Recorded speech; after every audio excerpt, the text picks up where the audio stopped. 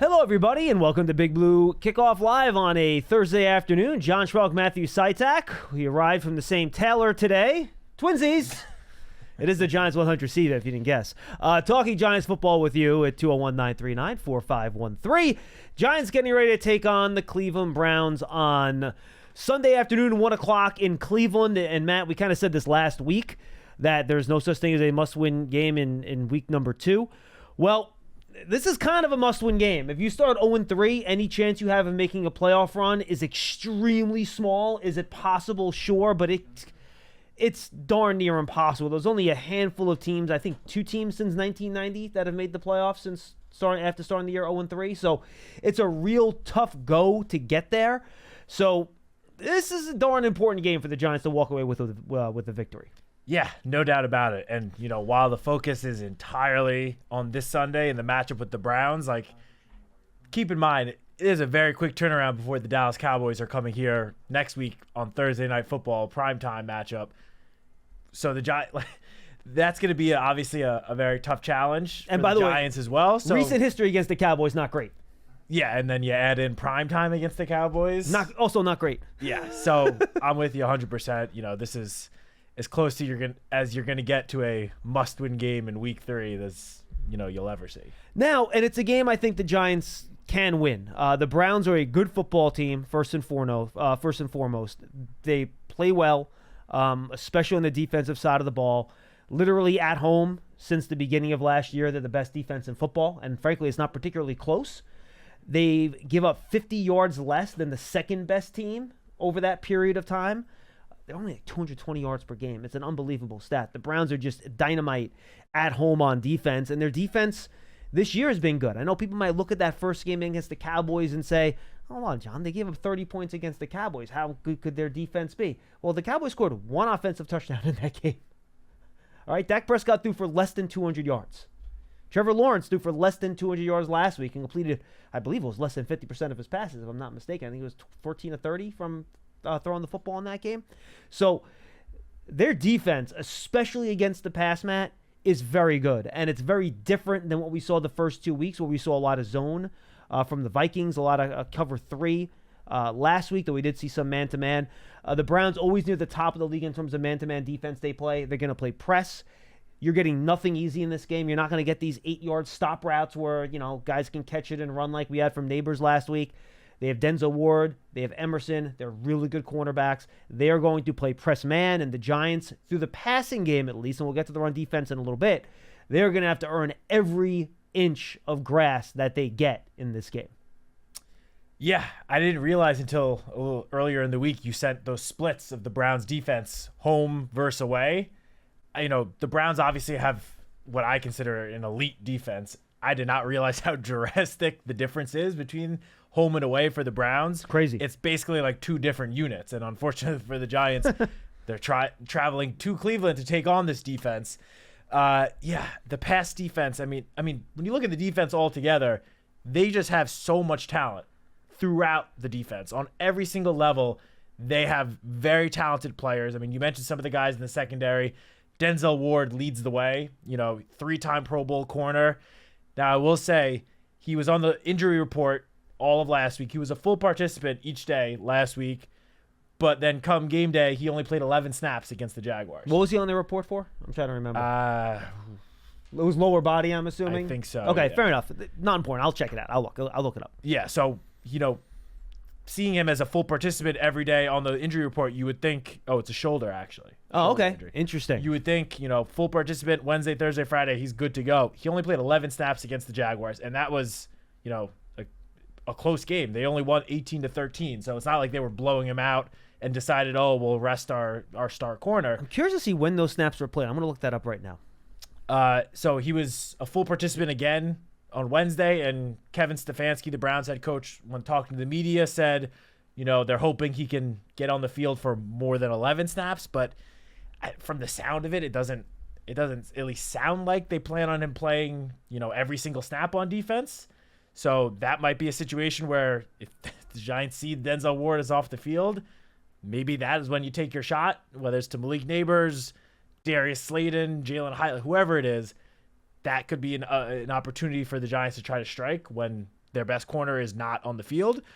But yeah, they have so much talent. If you look at their linebackers, JOK, Jordan Hicks, both very solid guys. We haven't even spoken about Myles Garrett. Oh, we'll get there. Who is, top, at the very least, a top 3 defensive player in the NFL. Last year's, defensive player of the year. In my opinion, it's between him, TJ Watt, and Micah Parsons as just the most dominant player in the NFL. No argument. And, all 3 of those guys you can make a very strong case for. So, yeah, the Vikings, obviously, week 1, they have a good defense, and especially after how they played against the 49ers last week, I think that a lot of people were sleeping on that defense. Last week, the Commanders, their defense, despite Dan Quinn leading the way, I would say there are some holes. Definitely a step down from the Vikings, but this Browns defense is in my opinion, a whole other challenge that the Giants have not yet faced this season. So here's what he did last week, and this is interesting. So it looks like he played the first 2 plays from scrimmage, a 1st and 10 and a 2nd and 1. Then he went off the field for the next 2 plays, was back on for a 3rd and 7 on the second series of the game. Then you didn't see him again until the 2:29 mark in the first quarter. Then he played, it looks like, the next play at the 1:50 mark. Then you didn't see him again until the second quarter. He played a play at 8:32 and 6:28, both third downs. Then he played 2 third downs in the third quarter. So it looked like then he played his 3 third downs in the third quarter. Then he played a random 1st and 10 in the fourth quarter. That seems like a weird play to play. I don't know why he played that play necessarily. But it seemed like after starting him off in the game, they quickly said, all right, big third down. So at one point, he played 5 straight snaps from the second quarter to the third quarter, non-consecutive. They're all third down plays. This might be a deal where they're trying to save him for key and essential third downs or second and longs in short passing situations. So they might want to try to keep him off the field when teams are going to try to run the ball at him. If it's a shoulder, they might not want him trying to tackle or take on blocks in the run game. So I think if the Giants do catch him on the field in those situations, call an outside zone play. Call a toss in that direction. Make him try to tackle. But my guess is that, again, just based on the usage after putting him on the field early in the game, and maybe they quickly realized his shoulder's not good enough for that, he seemed to only get played in situational third down plays for the rest of the game. We see that with pass rushers a lot. situational pass rushers that just come down in clear passing situations. I feel like you don't see it that often with corners. No, you don't. Obviously, it's a guy that is dealing with a shoulder injury, but that's just not something you see every day. No, absolutely Especially not. For a player that's the team's top corner. Like, clearly, despite being a full participant, that shoulder nowhere close to 100%. Yeah, clearly. He played 52 snaps in week 1, and I'm going to have Aaron Goldhammer, who covers the Browns on the Giants Huddle podcast. That's going up later today. Him and Jonathan Vilma will be on, and I'll be sure to ask Denzel Ward to him to see exactly what he's hearing about Ward. And their 2 starting offensive tackles, by the way, which we'll get to in a second. But defensively, we talked about the system. In the secondary, we talked about Denzel Ward. Emerson, again, is a good player. You mentioned Grant Delpit. He's a good player at safety. Arusa Koromoa and Hicks, they're good players at linebacker. But Myles Garrett is just a difference maker. And they play him on both sides almost evenly, right and left. So I think if you're a Giant fan, you go, well, why don't you just put him over Andrew Thomas left? Because at least you think Andrew can control him. Garrett's still going to get his wins because he's Myles Garrett. He's just 270 pounds, but runs like a guy that's 245 pounds, which is what makes him special. So you hope you put him over Andrew Thomas. I did look it up. Jermaine Illuminor has played in games against Myles Garrett 3 times in his career. Once with the Patriots, once with the Ravens, and once with Las Vegas. So he has 3 games against Myles Garrett. I don't know how many times he lined up against him in those games. I will have Illuminor on Friday's Giants Huddle podcast, so I'll talk to him about Myles Garrett. You guys can check that out when it comes out. I'm doing the interview at around 2:45 today. But they do have some experience, but 2 sacks, 2 forced fumbles. The guy next to him, Zadarius Smith, is pretty good too, by the way.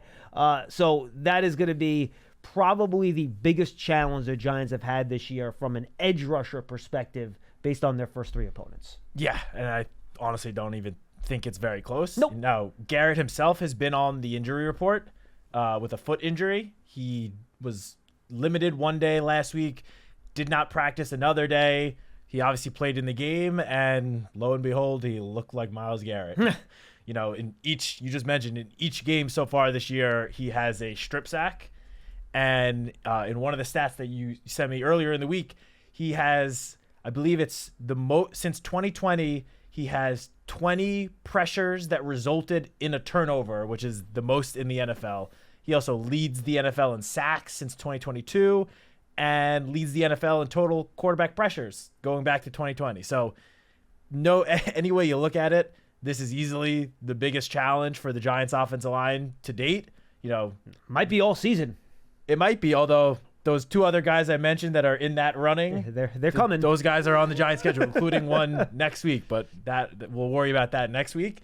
But yeah, it's not only Myles Garrett on this defensive line that is so talented. I mean, you briefly mentioned Zadarius Smith, who's a veteran that's been around the league, has had success, with numerous different teams.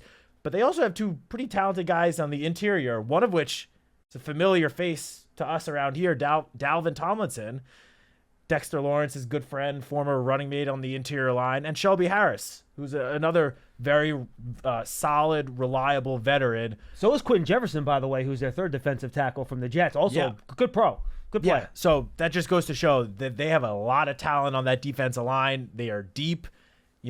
This is certainly going to be the toughest challenge to date for the Giants offensive line, who in the first 2 weeks, I feel like have sort of lived up to expectations, at least within this building. I know outside of this building, even with the additions of Runyon, Illuminor, Van Roden, Stinney as a reserve, outside of this building, people still seem to think that the Giants had one of the league's worst offensive lines, which I know I've said to you, I said to Paul on the show, made no sense to me whatsoever. I mean, I get it to a point. You want to see it before you proclaim that a line's going to be a lot better. I get it. For sure, but I just, going into the season, a lot of analysts around the NFL were ranking the Giants as a bottom 5 offensive line. And I was just like, I don't see how that is possible given the solid veteran additions that the Giants have made, in addition to Carmen Brasillo.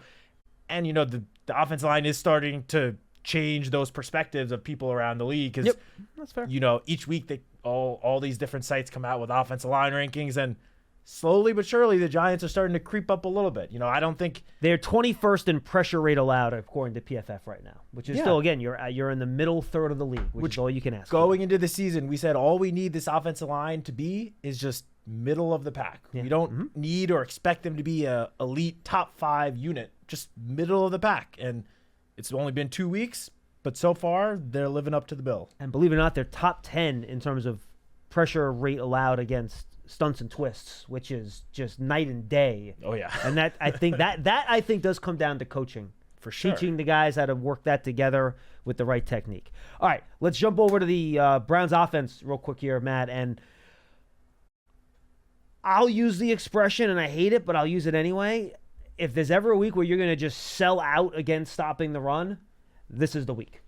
And look, I understand they have some good wide receivers there with Amari Cooper and Elijah Moore and Jerry Jeudy. I get all that. But the Browns want to run the football. Last week, they used extra offensive linemen on more snaps than any other team. 6 or 7 offensive linemen on the field. They split their load between Jerome Ford and Donta Foreman, 2 very physical, big-bodied running backs. They want to run the football. They do not want to have Deshaun Watson drop back to pass 50 times or 40 times like he did in week 1 against Dallas. They want to make it a little bit easier on him. They want to run the football. You have to stop the run this week. You just have to. That needs to be mission 1, 2, 3, 4, and 5. And if you do, and you make Deshaun Watson try to beat you with the way he's played in recent history, if he does, you tip your cap. But he has not shown that he's able to do that in recent years. So to me, Matt, this is a stop the run 1st, 2nd, 3rd, 4th, and 5th, and then you figure out what you're doing against the pass. Yeah, I mean, I could not agree more. This is definitely not the Houston Texans, Deshaun Watson. It is not. We grew accustomed to seeing his first couple of years in the league. He looks like a different player out there, and he just, I don't know what it is, but maybe he lost some of his confidence. I don't know, but he certainly is not the same quarterback that we saw in Houston just a couple of years ago. In the week 1 game against Dallas, he completed only 53% of his passes for 169 yards, 1 touchdown, 2 interceptions. And then he was a little bit better against the Jaguars last week, but still completed almost 65% of his passes, 186 yards, no touchdowns. He did have, in each of those games, 5 rush attempts. In week 1 for 39 yards, last week for 20 yards, but a touchdown. So I agree with you completely that the Browns want to run the ball. They're going to make that their priority. But the Giants defense just needs to keep an eye on Deshaun as a runner, somewhat similar to what they faced last week with Jaden Daniels. Not quite to the same extent. I don't think Deshaun Watson will be running the ball 10 plus times like Jaden Daniels did last week, but he clearly is still a weapon as a runner, and just something the Giants are going to have to keep a close eye on. In terms of him passing the ball with the weapons they have, Jerry Jeudy is, he's looked pretty solid these first 2 weeks. He's been good. He's been better than Amari Cooper. Especially given just the passing attack in general for Cleveland has really struggled. He's been solid. He hasn't been, jaw-dropping or anything, but he's been a pretty solid receiver. Amari Cooper, despite his limited stats in the first 2 weeks, he's still a very talented wide receiver. Like, if the Giants let him get loose deep, he's going to burn you. Any team, he's going to burn you for a deep touchdown. One thing that might help the Giants a little bit is that Kevin Stefanski said yesterday that it is unlikely that tight end David Njoku will be able to suit up this week. Njoku is just such a solid and underrated tight end around the NFL. Got in week 1, had 4 catches for I think 44 yards before getting hurt. He didn't even finish the game. He's a good player. He didn't play last week, and yesterday Stefanski said it's unlikely he plays. Their backup, Jordan Akins, veteran tight end. I believe, didn't he have a big game against the Giants for the Texans a few years ago? I vaguely remember being mad at Jordan Akins about something. Was it him or Brevin Jordan? Oh, maybe it was Brevin Jordan. Those two were both there in Houston together, and they're like the same guy in my eyes. But clearly just not quite as daunting of a matchup as David Njoku would have been or would be. There's still a chance he could suit up, but it is unlikely according to Stefanski. So, yeah, the Giants definitely need to sell out to stop the run, which obviously in the first 2 weeks has been the Achilles heel of the defense. We spoke about it when were we on the show? Tuesday? Monday. Yeah. That the rush D was just getting gashed by Washington and by Minnesota the week before.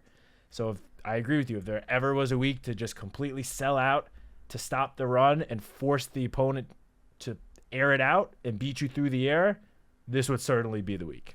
Jordan Akins, this is just me having to look it up. 2 games against the Giants, 4 catches, 37 yards. So not any big moments against them, but he has some production against the Giants in the past. Just some Deshaun Watson stats and some general Brown stats that I pulled off of various stat services.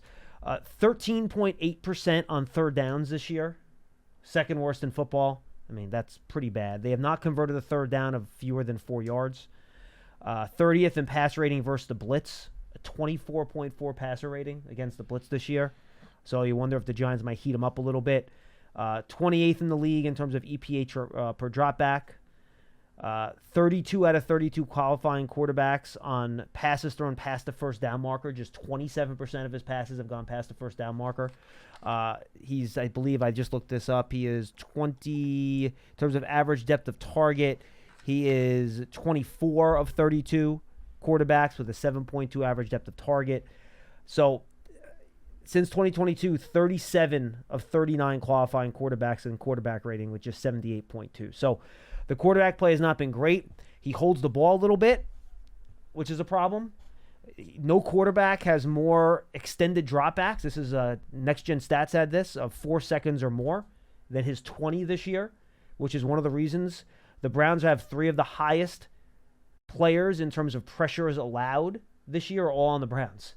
3 of the 6 highest. So we mentioned that their 2 offensive tackles have been hurt. Jedrick Wills and Conklin. Conklin's at the right side. Wills is on the left side. We'll see if they play this week. James Hudson's been in at left tackle for them. He leads the NFL in pressures allowed with 12. Dwan Jones, who was a second-round pick for them last year, I believe, in 2023 draft. He's played well at right tackle. He hasn't been a problem. But their center, Ethan Pocic, I believe, Pocic. He's allowed 11 pressures, which for a center is astronomically high. And then Joel Bitonio, who's a pretty good veteran guard at left guard, he's allowed 9 pressures. So whoever gets, if James Hudson ends up starting, whether it's Thibodeau or Brian Burns lining up against him, you got to win that matchup. You got to win it consistently. And then, of course, I don't know what they're going to do with Dexter Lawrence in the middle. So, again, when they do throw, you have advantages here on the offensive line with these injuries on the Browns front. You got to take advantage of him. Yeah, you mentioned DeJuan Jones. He has a knee injury himself that made him miss yesterday's practice. TBD if he's able to suit up. So now you're talking about the Browns' top 3 tackles that are at least dealing with some sort of injury. Did either tackle Wills or Conklin practice yesterday? They both did practice. Okay. Conklin, I believe, was a full participant, which obviously you would think puts him in line to suit up.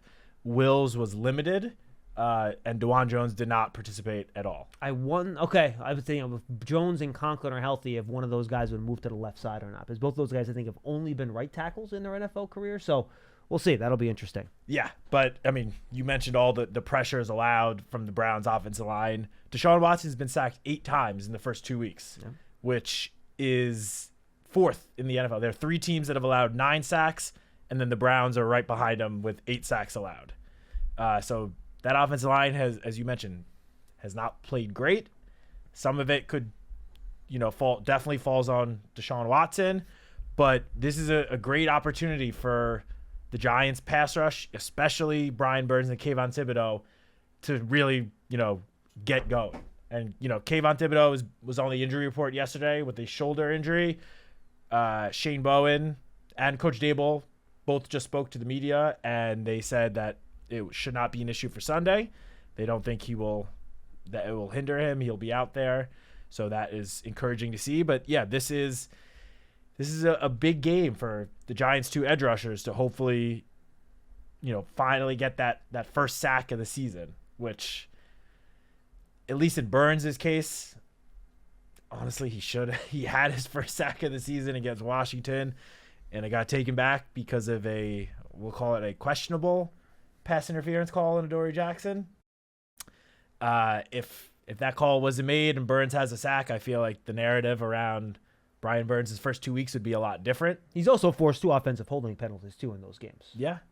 I think the underlying metrics show that the Giants' edge rushers have been at least a little bit better than they're getting credit for. I know people care about the sacks, and they definitely need to get sacks, but I will get Dan Salmon down here right now to argue with you about sacks and pressures. I don't need him to go on his rant about pressures. I've already heard it a million times. Pressures do matter, though. I mean, as we talked about with Myles Garrett, he has 20 turnovers from pressures in the NFL over the last 4 seasons, which is the most in the NFL. So, pressures are predictive, right? You use pressures because they tell you the underlying way a guy's playing. Sacks obviously impact the game a ton more. You have a sack on a possession, that team 80% of the time is not going to score in that possession. So sacks impact the game more, obviously, but I think when you're judging a player's effectiveness, you want to look at pressures because a lot of times sacks can be out of a player's control. And by the way, it doesn't seem like it, folks. I'm going to double check my number because I looked it up earlier today and then I forgot what the number was, but I believe that after week 2, the Giants were top 10 in the league in terms of pressure rate on opposing quarterbacks. Yeah, Giants 7th in the league this year. 39% pressure rate on defense. So they have gotten more pressure on the quarterback than you think, just because the sack numbers weren't there in week 1. And I would say last week's sacks were kind of unconventional. They weren't by your guys up front. They were kind of by linebackers or safeties, blitzing, things like that. So the pressure's been pretty good. You just haven't gone, at least in week 1, the sacks average. You did get 5 sacks last week, which is obviously very good. So just something to keep in mind here. I have a quick question. Forward. Yeah, what do you got? Did Dex in the first game, you remember he hit Darnold's arm, which caused the interception? Yes. Does that count as a pressure and a QB hit? I believe that counts as a QB hit. It should. He hit the quarterback as he hit the ball. So that should, unless he just hit the ball and didn't hit the arm, then it would probably just be a pass deflection. But I think he did hit his arm in that. So I imagine Dexter got a quarterback hit. Yeah, credit for I that. Think so. And just real quick, going back to the whole debate about pressures, even though I should be having this debate with Dan, but yell into the clouds. If it is Sitek, yell into the clouds. Just hear me out. If it is a 3rd down play, and the quarterback drops back to pass, and he gets pressured, and he's forced to throw the ball away, and it forces 4th down and a punt, is that not basically the same thing as a sack? Obviously, not all pressures are created equal, but just to say that pressures overall don't matter, to me, is just kind of ridiculous. I want him to burst through the door like the Kool-Aid guy right now. Pressures don't matter. Oh, yeah. 201-939-4513. Dan, we've had Dan on our stuff a couple times over the course of the years. He's not a big fan of being on camera, but we love Dan. He's awesome. He kind of manages all our editorial and written content on the website. So he's been here for a long time. I tried to get him to come on for a guest appearance. He doesn't want to do it. He does not. I'll keep working on him. I'll keep working on too. him. Giants Huddle Podcast, folks. I already mentioned it twice. Not up yet, but going up later on today. You're going to have Jonathan Vilma, who's doing the game on Fox today. Really good conversation, because he had the Giants in week 1 too. So he actually got to talk about how much progress he saw from the Giants in week 1 to week 2. He diagnoses what went wrong with the defense last week, and we talk about the matchup with the Browns. And then we're going to have a quick look inside the Browns and kind of what the challenges they provide and some of the injury stuff that Matt and I have talked about today. We'll try to get some more insight on who might play, who might not play, and a couple of the key matchups in that game. And then tomorrow we're going to have Jermaine Illuminor, and we're going to have head coach Brian Dable on. So that'll be only on the podcast platform. So remember, go subscribe for the Giants Huddle podcast on your favorite podcast platform. Search for Giants Huddle, or just search for Giants Podcast Network. That's what the podcast feed is now labeled, that the Giants Huddle podcast is on. The audio will also go to YouTube podcasts as well. Yes, it'll be on YouTube. You know, they have the audio only on the top of the Giants page on YouTube. You can go check that out as well. And we've been doing, I haven't mentioned this on this show, by the way. We have been doing draft seasons for the past 6 weeks. So a bunch of those are up there. We have some really good interviews. Jim Nagy, Galco, they run the Senior Bowl and Shrine Game specifically.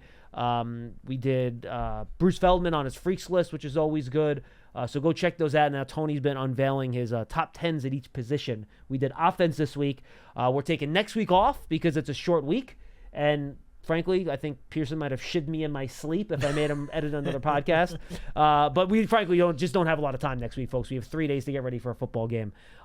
So no draft season next week. Then we'll do top 10 defenses, top 10 defensive players at each position for Tony on the following week. So go check out those podcasts. Just search for draft season. Draft season will also pop up on that Giants Podcast Network feed. All right, 201-939-4513. Let's go to Vinny in Connecticut. He will lead us off. Hey, Vin. Hey, guys. Hey, before I get to my Giants point, I just want to point out, because, Matt, I know you're a New York Mets fan. Yes. Man, how good does Acuna look replacing Lindor right now? I'm telling you, I am so excited about this kid.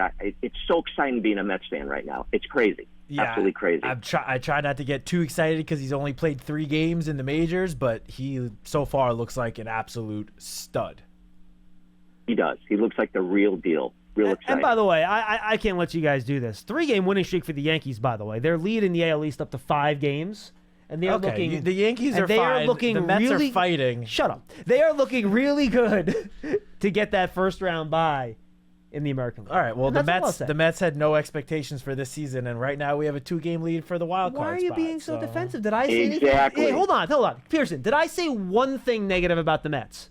You told me. But you transitioned to the Yankees pretty quick. Well, I just wanted. And I you wanted told me to shut yeah. up. Well, I did do that. I just wanted to give the Yankees their props, but see, the Yankees get their props every season. Not Let the on Mets the have a show. little fun in the sun. See, defensive Met fans, that's what it is. The Red Sox stink. Yankee fans are always trying to rain on our parades. That's why. Hey, I didn't. Did I say one negative? I didn't say one bad thing about the Mets. All right. No, you brought up the Yankees, John. Well, I'm a Yankee fan. It's my job to bring up the Yankees. You didn't need to do that. All right. Anyway, both teams can be good. That's a good thing, right? That is true. onto my Giants point. Yes. I do this season so far. I know how many Giants fans, especially Wilson, can agree with me, but I do see this as the glass being half full, not half empty. And here's my point. I called in about a week ago, spoke to Madeline and Sean asked a very good question. It was after the Minnesota game, and he said, what was your he was saying this to everybody, what was your expectation going into that game? And I thought that was a very good, solid point because, after last year's debacle season, what kind of expectations do we have moving forward? My expectation, quite frankly, was very low. I just wanted to see the offensive line look better. That's all I wanted to see. And I thought in that first game they did. The downside is, I'm a huge DJ fan. I've been a total Jones fan from day one, and he looked so bad. It was awful. So going into the Redskins game, what was my expectation? Commanders. My expectation was that Jones had to play better. They couldn't lose that game because of him or because the offense couldn't move the ball. So that was I wasn't expecting a win. I just wanted to see DJ play better, markedly better, and move the ball downfield. And that's what they did. I understand, Vin. I understand not expecting a win, but the games only get harder from here, and eventually you got to start putting W's on the board. You know what I mean? Yeah, hold on. It gets better. Okay, it gets better. So, the offensive line I felt improved from week one. DJ played a lot better from week one. Absolutely. Was he great? No. Was he good enough that they should have won that game? Absolutely. And they didn't lose because of the offense. Yep. No way at all. Okay. So going into week 3, what is my expectation against the Browns? Listen, I think they're going to be in this game. I do. Well, the Browns can't score, Vin. They should be in the game. They're going to be in this game. They're going to be in it right to the very end. The difference is going to be, I don't think because of how well the offensive plays. I think we're going to see the offense continue to get better. I think we're in the same predicament we were years ago when they started 0-2 because of the defense. If you remember, I can't remember what year. The year they won the Super Bowl, actually. When they started off 0-2. 2007. It was 2007. Yeah. It was Steve Spagnuolo's first year. They got lit up by the Cowboys and the Packers the first 2 weeks of the year. That's right. So you're talking a new defensive scheme, new defensive coach, and defense just takes longer to gel than the offense does. It just does. It takes longer. And I just feel like, is this going to be the game where the defense starts to look better? I certainly hope so, and I think it's very, very possible because I don't look at Cleveland as an offensive juggernaut. I just don't. Well, Vin, it has to. The defense needs to step up in this game because I'm going to warn Giant fans ahead of time. I'm putting the PSA out there, Vin. It's not going to look good for the offense this week, okay? And it has nothing to do with Daniel Jones being bad or the offensive line, taking a step back or any of that. The offense is not going to look great this week because the Browns' defense makes all offenses in their home building look bad. That's how good they are defensively. Now, you can't turn it over. You can't give the Browns' offense short fields.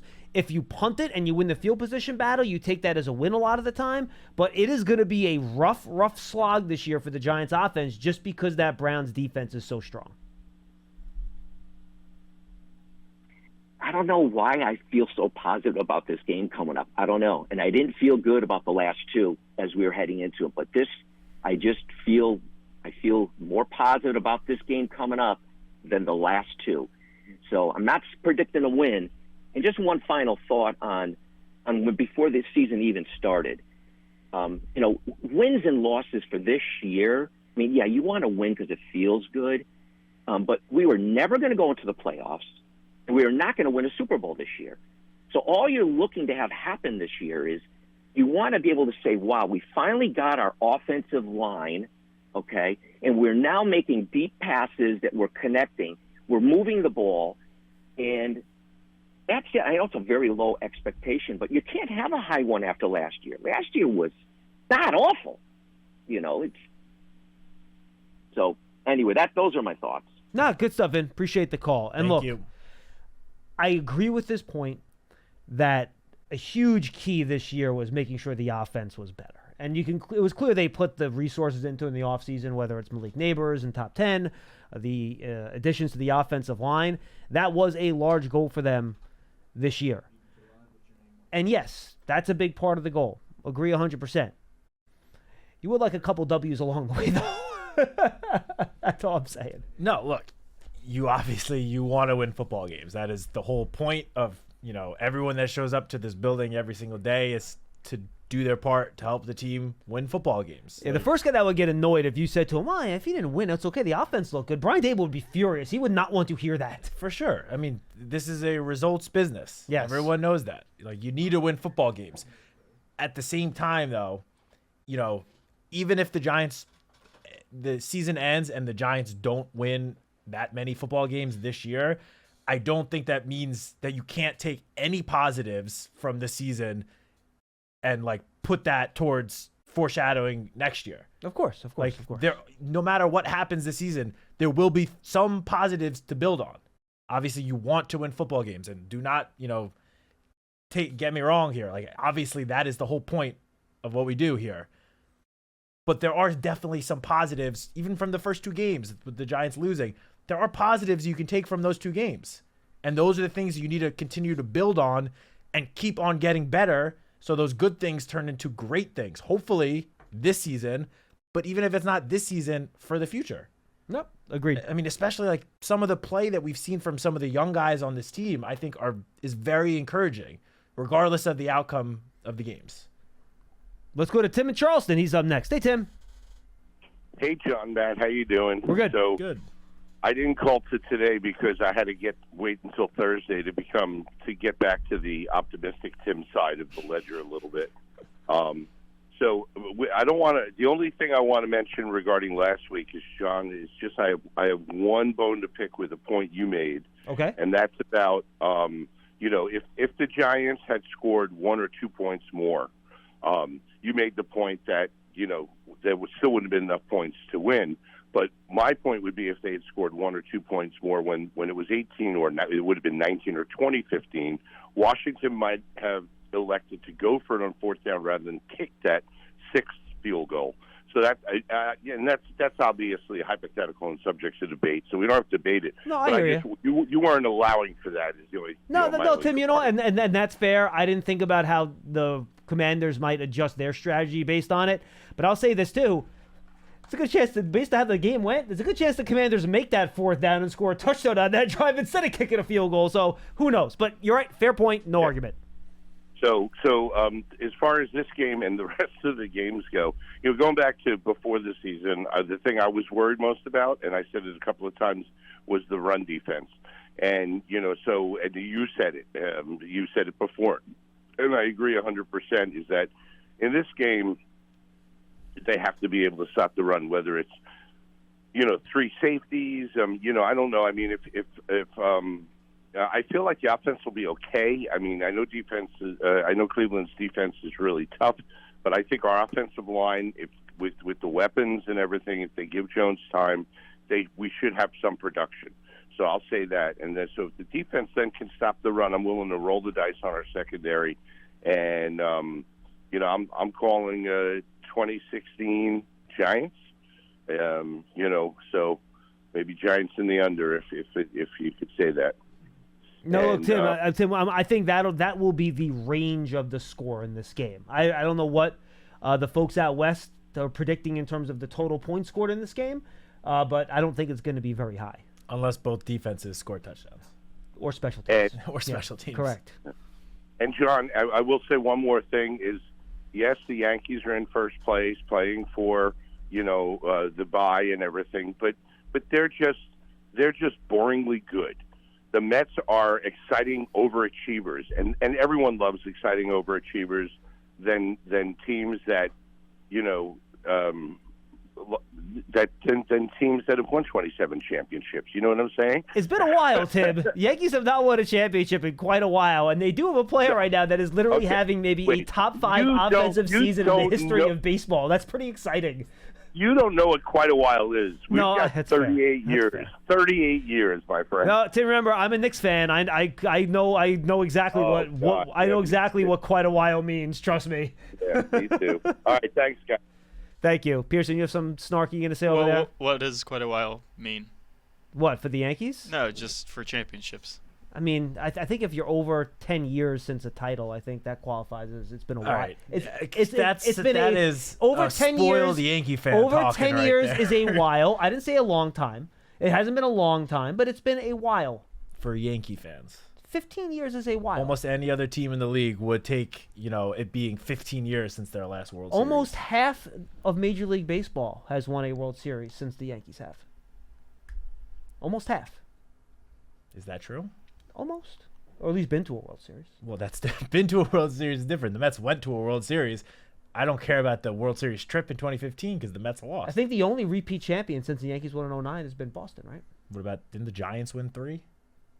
San Francisco Giants? Have they won 3 since 2009, did they?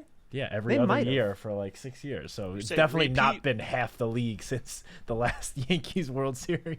No, Giants won a ton. They really won 3? Think so. And you're talking about Judge's year, which is great, but he won MVP 2 years ago. So please, Gosh, you are so antagonistic about this. because Jeez. you're just the Mets are fun. Let me have my fun moment. I'm not taking anything away from you. Why do you think I'm attacking the Mets? I'm just pointing out that the Yankees swept the Mariners and they're going to get the one seed in the American they're doing League. exactly what everyone expected them to do. They didn't make the playoffs last year. Which that was going against expectations. Yeah. All right, this is too much baseball talk. Yes. My gosh, just let it go. All right, let's go to Scott in New Mexico. He's up next. Hey, Scott. Hey, guys. Matt, just so you know, I lived in Flushing, and I was a Mets fan when Cleon Jones was there. They had the best starting 4 in the league. They had Tug McGraw coming off the bench, best relief pitcher, and unfortunately had Kranepool, who just recently died. They had one of the most exciting teams to watch. So if anybody's going to take it out on you, just let you know that I was a Mets fan as well. I'm jealous you got to see that. I did. And I actually was at the championship game, too. So it was kind of exciting to watch them. That's awesome. Yeah. Couple of things. First of all, on a personal note, I just want to let you know this will be the 3rd year I'm giving to the J Fund in honor of BBK. So, Well, thank you, Scott. We Thank you. appreciate that. That is really awesome. and They are a I great encourage, I encourage other Giant fans, if they look into it, to do it, because it is a wonderful charity. I'll get to my main points now. One of the things that is disturbing, and I don't know if it is or not, I've heard the lambasting all week of Brian Dable and some of the decisions he made. One of the decisions he made last year sort of cemented some things for me. When in the Dallas game, it was 40-0, and he left Daniel Jones in the game, and no possibility of winning or doing anything. And when he was asked afterwards, he said he wanted to see if they could get a touchdown or words to that effect. I'm saying even if they got a touchdown, it wouldn't make any difference because they're going to play a totally different opponent the following week. And this is after Andrew Thomas was obviously injured. So why would you risk your starting quarterback? And it sort of soured me a little bit on Brian Dable. Scott, I totally get what you're coming from now, and I understand your perspective. I'm not even telling you your perspective is wrong. That's just what some coaches do, man. Tom Thibodeau does the same exact thing for the Knicks. Other coaches in other leagues, they want their guys out there, and they don't believe in pulling guys at the end of the game. It's just the way that certain coaches operate. Right or wrong, Right. I'm not saying it's right or wrong, but Brian Dable is not alone in that conversation. Is I didn't say he was, but it's sort of what some of the decisions, again, that he got called out for this week. But I also think there's a maturation process even to starting head coaches. Having not been a head coach, I can see where he's starting to mature, I guess is the word I would use. So I'm encouraged by that, and I'll make another bold prediction that Matt's already addressed. I believe this starting 5 offensive line is going to be in the top 12 by the end of the year. They are better than I could possibly imagine, and I think the benefits of getting the players they got has really enhanced their ability to pass block. Now they have to show that they can do some run blocking. They did that last week, and as I've illuminated so many times, you have to be able to run the football and stop the run. I will reserve that. I will reserve my comment on that, Scott, until I see them go up against what I would consider is to be a top front, and I think that kind of starts this week against Cleveland. Then you're going to have Dallas, so you're going to have some really good fronts coming up. The Steelers have a really good front, and then I think we'll get a better feel for exactly how good this. Well, offensive line is. I watched the Dallas game against New Orleans and the Giants simultaneously. And I don't know if their line is everything it's cracked up to be, looking at the game, because Alvin Kamara just tore them apart. So run defense, no. Sure pass rushing, yes. They are good pass rushers, but they cannot stop the run. Right. And so my query is really this. In regards to how the Giants are playing offense, I think they're doing it well. But I have some reservations in how they're addressing some of the issues. Specifically, Malik Nabers, who was targeted 18 times. I think the guy who holds the record is Brandon Marshall. I think he was targeted 28 times in one game, I think 2010 or so, and he caught 18 or 21 actually. And they still lost the game. I think it was 22-16 against Indianapolis. So here's the danger, I think, in actually picking out one player at the expense of maybe some of the other players. Even though Wan'Dale Robinson scored a touchdown, do you need to distribute the ball a little bit better in order to have a more balanced, cohesive unit as far as your passing game? And I don't know if Brian Dable is going to do this all year, but if he did it all year, just for argument's sake, you could see Malik Nabers getting 120 catches easily if you just, extend it based on the performance. But I'm wondering, is that the smartest way to attack and have a balanced offense? So I wanted to get both of your opinions on whether this is a good idea. And I was amazed, to be honest with you, that Dan Quinn sort of single covered him. It looked like, unless there was a safety supposedly coming off the top, but it looked like he was single covered on a lot of the plays that they were throwing the ball to him. So is this a good idea for them to do or take the tact to just target one receiver at the expense of some of the others? Because they want to develop Jalen Hylett too, and how can they do that if they're doing what they're doing? So I just wanted to get your opinions about it, and then I will take this call. Thank you, Scott. Because I have some place to go, but thanks again. Sitek, why don't you take Thanks, this Scott. one? What do you got? All right. Well, first of all, when the Giants selected Malik Nabers with the 6th overall pick, just about everyone kind of expected him to lead the team in targets, be the leading receiver. Like, I don't think there's anyone that was thinking otherwise heading into the season. That's why you pick a guy 6th overall. Yes, 100%. Now, about this last game on Sunday, yes, he had 18 targets. He had a target share of 60-something%, which is unheard of. Highest ever, right? If I'm not mistaken. I believe so. Yeah, at least in the was. NFL this season. Now, I believe Brian Dable spoke about this, and Mike Kafka, right before we came on air, certainly spoke about this, that a very big reason for that was due to the matchup. John and I spoke last week about the Commanders secondary being, struggling a little bit, not having a ton of very talented pieces in that secondary.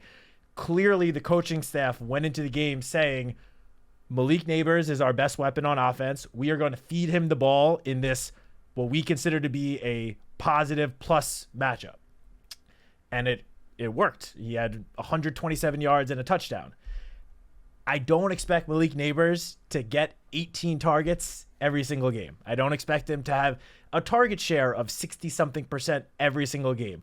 In fact, I would be, willing to say pretty confidently that those numbers will be a lot lower this week, especially if he is matched up against Denzel Ward a lot. We don't know how much Ward is going to play, as we spoke earlier, but if Ward's on the field a good amount and he's matched up against Malik Nabers, I don't think those numbers are going to be even close to 18 and 60 whatever percent.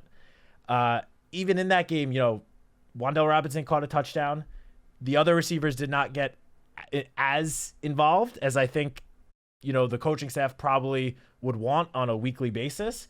But I don't expect what happened last week in the passing game to be the norm moving forward. I do fully still expect Malik Nabers to lead the team in targets, receptions, receiving yards, receiving touchdowns, all of those stats. But I don't think it's going to be such a drastic difference between him and the other pass catchers in the offense moving forward for the rest of the season as it was this past Sunday. Rarely will I get upset with a team getting their best playmaker the ball as much as they can. That's what you want. Did Cowboy fans were upset that CeeDee Lamb led the league with 181 targets last year? I don't think so. Tyreek Hill with 171? Nope. Think Raider fans wanted Devontae Adams to get less than 175 targets last year? Probably not. So I don't have a problem with it, and I think what you'll see, Scott, once teams adjust to what the Giants are doing, and Daniel Jones said in the locker room yesterday he's starting to see at the end of that game the Commanders were sliding some coverage to Nabers' side, and you see that more and more. That's when other guys get to eat, right? So once he draws the extra attention, that's when the other guys got to win their one-on-one matchups, and that's when they get the football. But if you're going to cover the other team's best wide receiver one-on-one, guess what? I want Daniel Jones looking at Malik Nabers every time.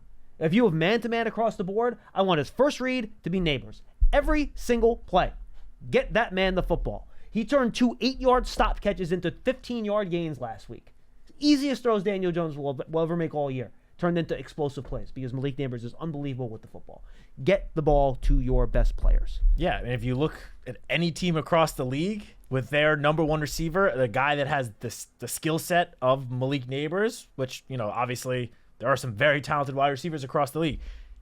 I would say just about every single team would force feed that guy just as many targets if he was getting one-on-one coverage basically all game. Guys, these are the top target guys in the league last year. CeeDee Lamb, Devontae Adams, Tyreek Hill, Garrett Wilson, Amon-Ra St. Brown, Puka Nacua, Stephon Diggs, A.J. Brown. If you have a really good receiver, get him the football. That's what you do. 201-939-4513. Barry is in Indianapolis. Barry, what's going on? Hey, John, what's going on, buddy? What's up, Barry? Hey, How are look, you? I'm all right. I'm chilling. Hey, I got 2 bold predictions, and I got Let's talk about the first 2 games. I pretty much want to say my opinion about the first 2. Bring it. I feel like the first game, we just lost momentum. I think once we had that, when we caught that fumble, when Phillips caught that fumble, right? And I think if we would have scored the touchdown, it would have been a whole totally different ball game. We lost to that Washington game because of our kicker. Not trying to blame it on him, but if we had somebody that was solid, that could kick every time that we went down the field, we would have been up. So the first 2 games, look, you lose some, you win some. Now, Barry, I will say, in my opinion, I think the defense was a much bigger problem in week 2 than the kicking issue. That's my opinion. Okay. But that's me. Okay. But I feel like if our kicker was there, it would have been a totally different ball game. I feel like off that fumble off the first game, and then plus that defensive pass interference that they called on Jackson, that changed the momentum of the whole game. And by us not scoring off that fumble recovery, it changed it. It changed the whole game. No, that's we fair. had him on third down. It called a defensive pass interference on Jackson.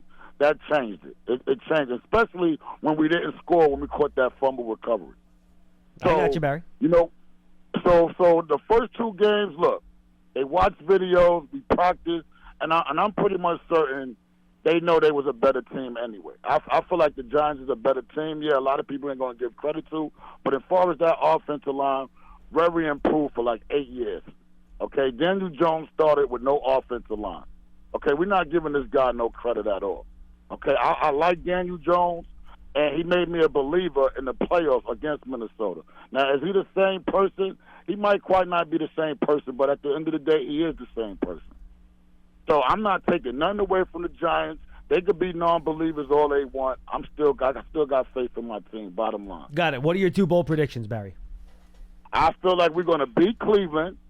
We're going to beat Cleveland this week, and we're going to turn it around back in New York Thursday night against the Cowboys. I think it's going to be a totally different Giants starting with Cleveland Sunday at 1:00. 2 straight wins. I like it. Good stuff, Barry. Yeah, go ahead. I feel 2-2. I guarantee you. I bet my CDL on it. All right. Sounds good. Barry, good stuff, man. And by the way, I do not love the situation with Dallas. They're 1-2. I mean, they're 1-1. But they're playing an 0-2 Ravens team. Does anyone really think the Ravens are starting the season 0-3? I mean, that's going to be a very good game. My guess is that Baltimore beats Dallas this week. I just can't imagine Baltimore starting 0-3. I would be shocked by that. And then you got Dallas coming off 2 losses, a little chippy, coming into Thursday Night Football next Thursday off of 2 straight losses and losing. The only thing I don't like the math there. The only thing I'll say is I feel like both the Cowboys and Ravens are going into this weekend's game as thinking this is a must-win game for them. You think Dallas must win? I think that's how they are going. It from what I have just seen from players. You aren't listening and to Jerry stuff. Jones again, are you? No, not him. I listen more to the players, but just That's after the shellacking they took from the Saints, It was a shellacking. they definitely feel like they need a bounce back. I agree with that. That's fair. So you never know what could happen in that game. All right, let's wrap up with Elliot in Puerto Rico. Elliot, what's going on? Hi, John. Hi, Matt. How are you guys? We're good, Hey, dude. what's How up? are you? Last time that I called, it was Matt was there, and it was the day of the Fan Fest. By the way, I went to the Fan Fest, and it was amazing. That's great. I didn't even want to call this week because as a fan, that's short for fanatic, I decided to be a fan. I'm not happy with the first 2 games.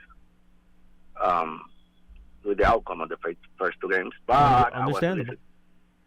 I was listening to the show yesterday, and because there's a lot of callers that were asking for